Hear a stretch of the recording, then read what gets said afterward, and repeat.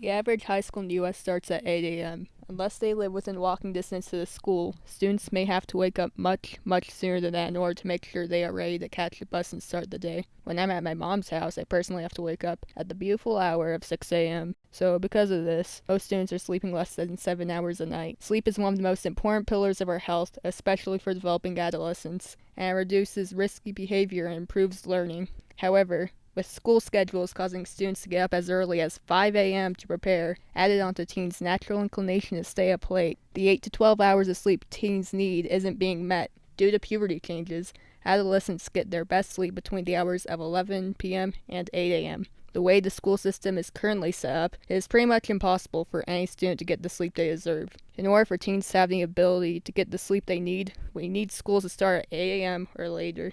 Why, though? Adults can sleep for 6 hours, and I'm almost that old, so I can get away with it.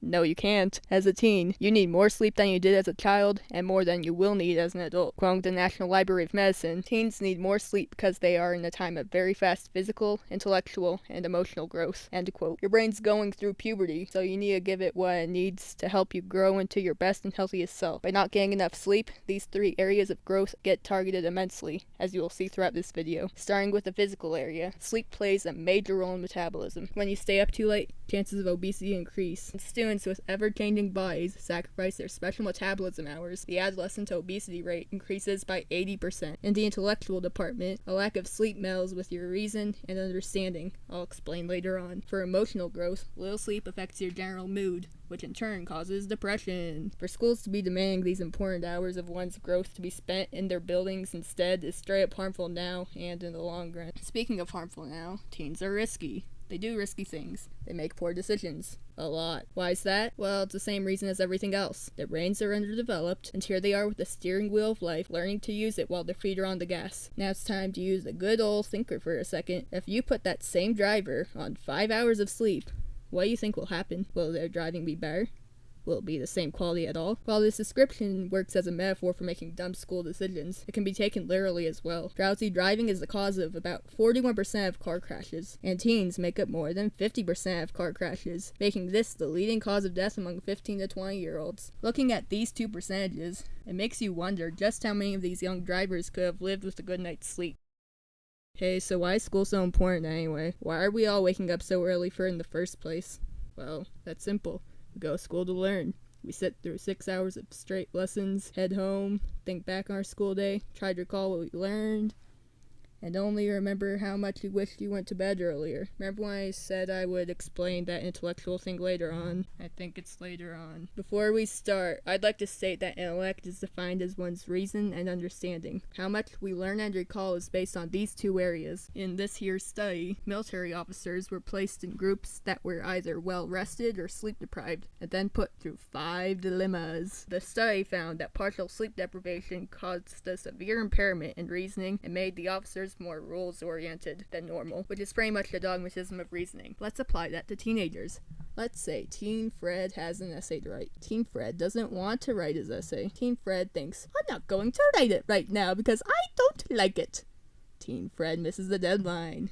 Yay. So that's reasoning, but what about understanding? Well, according to helpfulprofessor.com, when one's circadian rhythm is interrupted, basically one's 24-hour clock, the capacity to retain information is reduced, causing less focus. With teenagers' internal clocks shouting, sleep until 8, while being promptly ignored, this leads to not much being remembered in the classroom. Why are schools making students wake up at such early times to learn when students aren't in the best shape to learn? These tired student bodies are set up to make poor decisions and remember less information from the moment they wake up at 6 in the morning. Now, there are some reasons why people might not want the school schedule to be altered.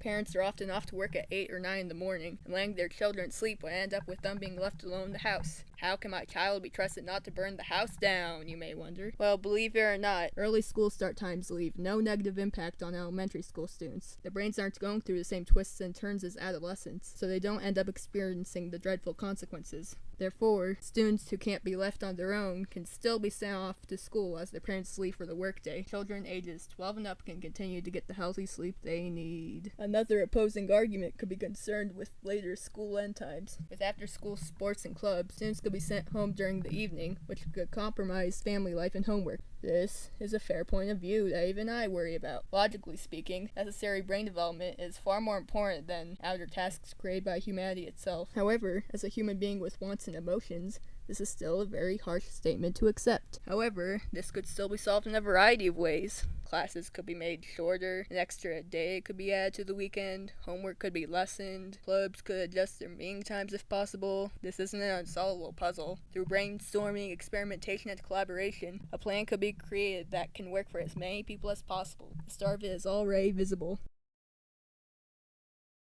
Then you just paralleled over here. You see, it isn't that complicated at all.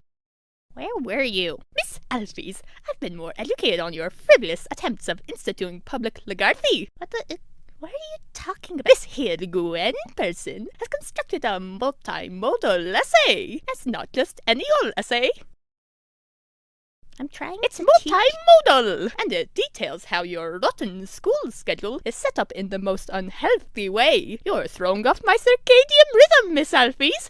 You're trying to inflict upon me the dogmatism of reasoning. I will not stand for this. If you don't enforce a new later start time, me and my fellow student body shall walk out and shout of your inhumanity to the good citizens of hometown. I can't do that. Oh, tell it to the judge that sits on his mighty throne at the gates of heaven and rules all with a mighty prepared with a lesson to do. You, Miss Alphys, I shall be heading off to the police station so I can send someone to your house to kill you.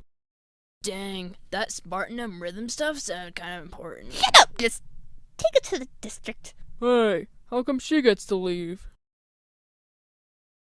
Birdly so brave.